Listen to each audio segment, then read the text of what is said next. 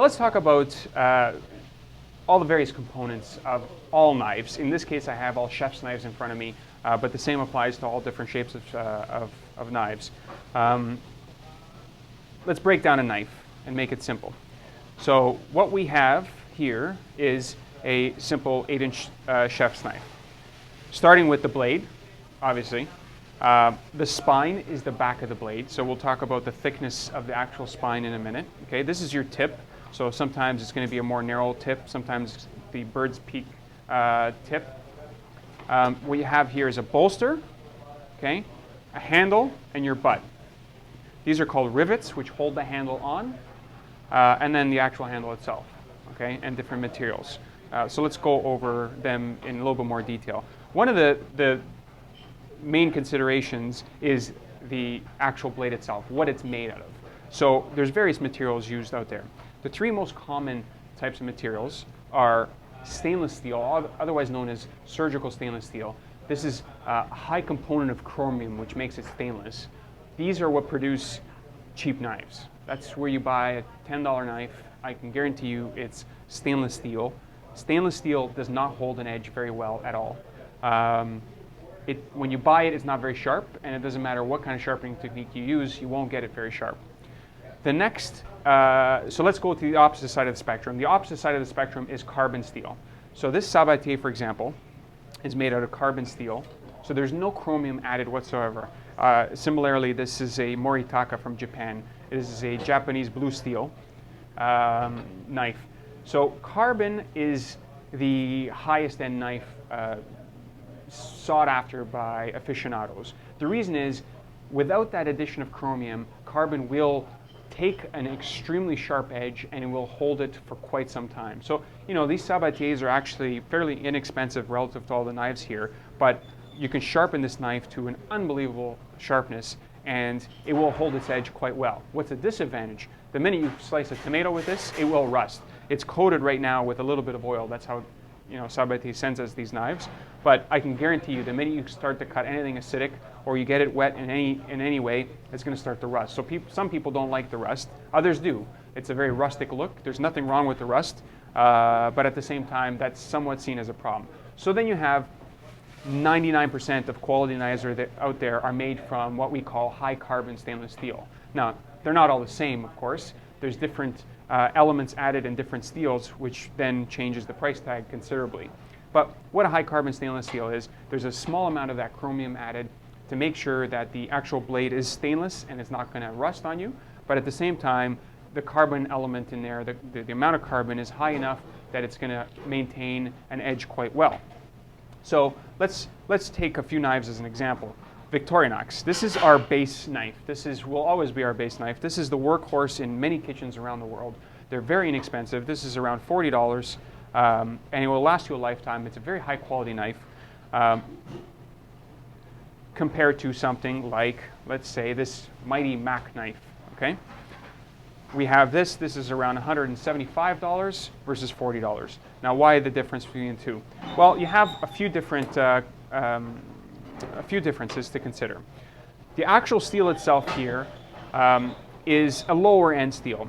It will hold a decent edge and it will hold it for a decent amount of time, but not for as long as something like this. Because what Mac does is add different components into their steel, like vanadium and molybdenum, which harden the steel so that you can actually sharpen it to a finer degree and you will hold the edge for longer.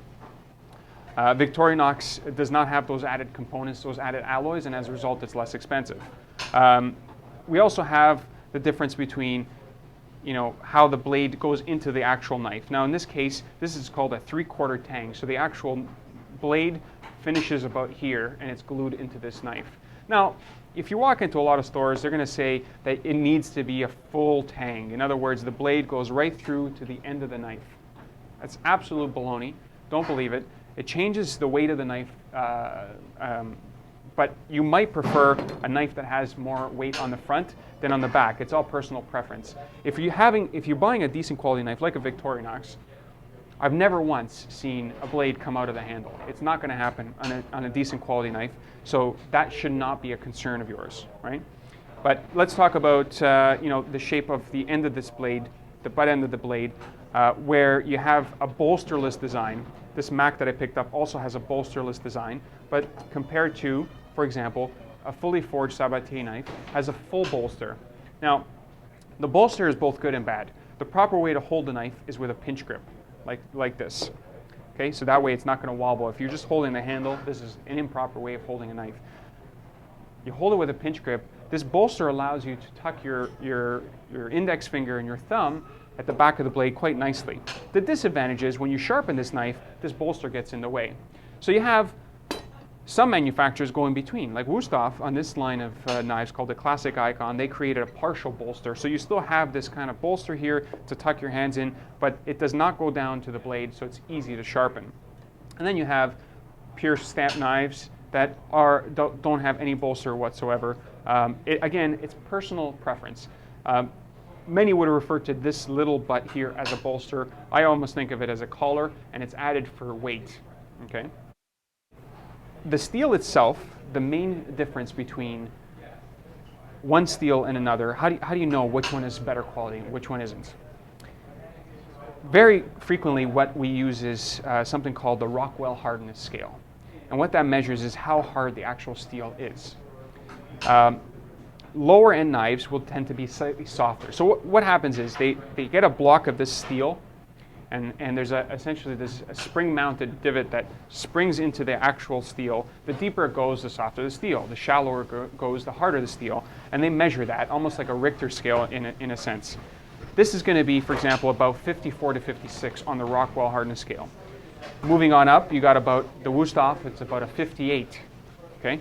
Once you go to high-end knives, like for example, this Masamoto knife, you're talking about a 63 on the Rockwell hardness scale. Now let me tell you, a difference of 1 on the Rockwell hardness scale is huge.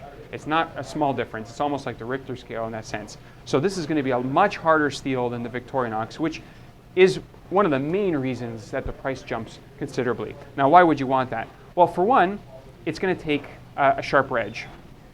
Not only that, it can take a more acute edge. So the difference in edge between these knives over here and these more Japanese knives that I have on this side are that you have a difference in angle and how it's shaped. German style knives, for example, have a wider edge, something between 20 and 25 degrees on each side, so 40 and 50 degrees inclusive, versus Japanese Japanese knives have between 10 and 15 degrees on each side, so you're talking 20 to 30 degrees inclusive. In addition to the actual spine being very thin, it will slice through anything that you have quite easily as compared to a lot of Western style knives. Again, it comes down to personal feel though. A lot of people, Wusthof is one of the best brands in the world.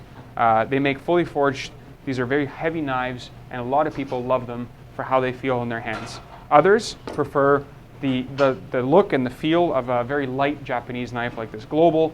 It is stamped, very, very thin blade, sharpened to a very acute angle, and it maintains quite an edge because of the hard steel used. Again, it comes down to personal preference. There's not one that's better than another for any particular purpose. The best one is the one that you like the most. We're often asked about these little dimples that are common on a lot of chef's knives today, what they're for and why they're there. What these are technically called or historically called is a Granton edge, just named after the Granton Knife Company in Sheffield, England, who invented it in the early 1920s, or actually late 1920s. And then once their patent expired, other knife manufacturers started to apply these divots as well. The purpose is twofold. One, to create a thinner profile of a blade. What you'll notice is in between this divot and this divot, on the other side is the other divot. So what ends up happening is that it's an actual wave pattern throughout. As a result, the actual thickness of the blade at this level is much thinner than it would be without these divots ground into the actual steel. The other side effect as well is that they're going to create little air pockets to reduce friction when you're slicing fruit and vegetables.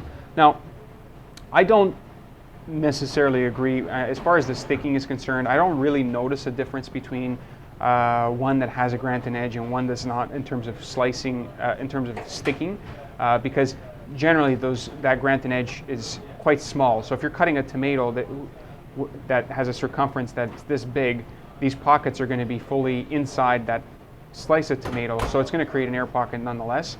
As far as creating the thinner blade overall, I don't notice a difference. It looks good. So on that note, if you want to go with the granite edge, it's great. I'm sure there are knife experts out there that will disagree with me, that say that this has a huge effect on the actual blade itself.